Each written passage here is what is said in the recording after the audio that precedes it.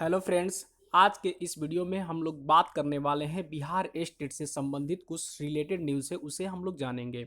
Friend, जैसा कि आप जान रहे हैं, देख रहे हैं कि सब्जेक्ट कॉम्बिनेशंस का लफड़ा होगा खत्म। जैसा कि हमने थंबनेल में बनाया है कि एसएसटी वाले भी बनेंगे साइंस के शिक्षक। क्या ऐसा संभव है?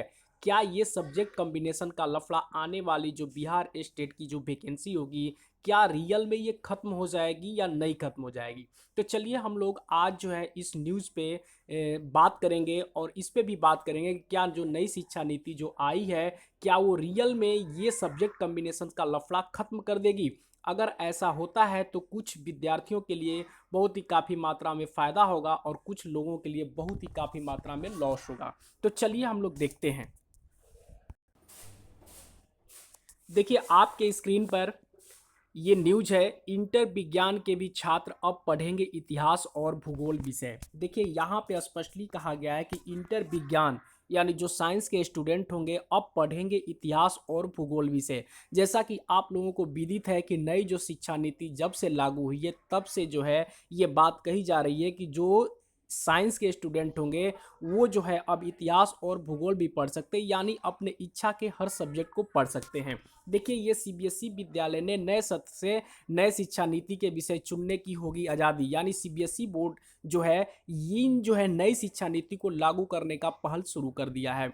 तो देखिए अगर ऐसा होता है, जैसे इंटर विज्ञान के विद्यार्थी अब इतिहास और भूगोल पढ़ते हैं और इतिहास भूगोल के विद्यार्थी अगर साइंस सब्जेक्ट पढ़ते हैं, अब फिजिक्स पढ़ते हैं, मैथ्स पढ़ते हैं, केमिस्ट्री पढ़ते हैं, बायोलॉजी पढ़ते हैं, तो क्या अब इन चीज़ों से आने वाली जो बिहार स्टेट की वैकेंसी होगी, क्या उन पे असर पड़ सकता है या नहीं?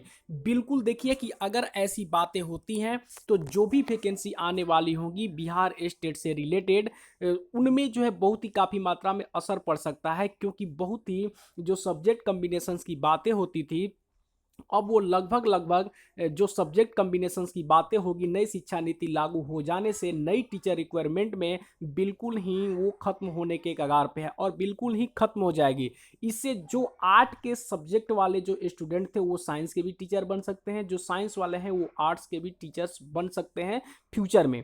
और बहुत सारे ऐसे जो है स्टूडेंट थे जिन्होंने एसएसटी जो है सब्जेक्ट से पढ़े हुए थे, जिनका जो है दो सब्जेक्ट का कॉम्बिनेशन नहीं मिल पा रहा था, उनके लिए ये तो सबसे बहुत ही बड़ी खुशखबरी की बात होगी, क्योंकि सब्जेक्ट कॉम्बिनेशन खत्म हो जाने से उनको आने वाली जो टीचर रिक्वायरमेंट होगी उनमें जो है उनको बहुत ही काफ़ी मात्रा में फ़ायदा हो सकता है। लेकिन इनमें लॉस सबसे ज़्यादा किन्हें होगा? लॉस इनमें सबसे ज़्यादा जो है साइंस के विद्यार्थियों को होगा, क्योंकि साइंस के विद्यार्थी बहुत ही कम मात्रा में जो है मिल पाते हैं टीचर बनने के लिए। और इसमें आर्ट के अगर विद्यार्थी भी अगर इसमें अपना कदम रखते हैं तो साइंस की जो वैकेंसियां होंगी उनमें बहुत ही काफ़ी मात्रा में प्रतियोगिता बढ़ जाएंगी, कंपटीशंस बढ़ जाएंगे। तो आप समझ सकते हैं कि नई जो शिक्षा नीति आने वाली है इससे जो है टीचर रिक्वायरमेंट पे बहुत ही काफ़ी मात्रा में असर पड़ेगा। देखिए यहाँ पे स्पष्टली लिखा हुआ है कि छात्रों ने जताई खुशी, यानी बहुत सारे ऐसे जो छात्र हैं जो आने वाली जो है पीढ़ी के जो छात्र होंगे उन्होंने बहुत काफ़ी मात्रा में खुशी जताई है कि हम विज्ञान के साथ भूगोल और इतिहास भी पढ़ सकते हैं। और यहाँ पे जो कॉमर्स लेते हैं, कॉमर्स वाले भी स्टूडेंट साइंस पढ़ सकते हैं या आर्ट पढ़ सकते हैं, वो भी पढ़ सकते हैं। तो यानी समझिए कि कंपटीशंस का लेवल बहुत ही काफ़ी मात्रा में हो जाएगा। और अगर जो अभी के बीएड किए हुए हैं और जो अभी के साइंस या आर्ट से जो भी स्टूडेंट्स या जो भी टीचर्स जो स्टेट क्वालिफाई हैं, सीटेट क्वालिफाई हैं, अगर बहाली अगर 2 या 3 सालों में अगर नहीं होती है और ये स्टूडेंट अगर इन आज तक जब तक कि इनकी बहाली प्रक्रिया पूरी नहीं हो जाती तब तक अगर ये लोग अगर क्वालिफाई करके आ जाते हैं तब तो और भी मुश्किल हो जाएगा। क्योंकि अगर एकेडमिक बेसिस पे अगर बहालियां होना चालू हो जाएगी तो सीबीएसई वाल बोर्ड वाले लोगों का नंबर इसी तरह से बहुत ही काफ़ी मात्रा में इंटर और मैट्रिक्स में होते हैं, तो बहुत ही काफ़ी मात्रा में जो है बिहार बोर्ड वाले जो टीचर्स बनने का सपना रख रहे हैं उन्हें तो बहुत ही काफ़ी मात्रा में समस्याएं झेलनी पड़ सकती है।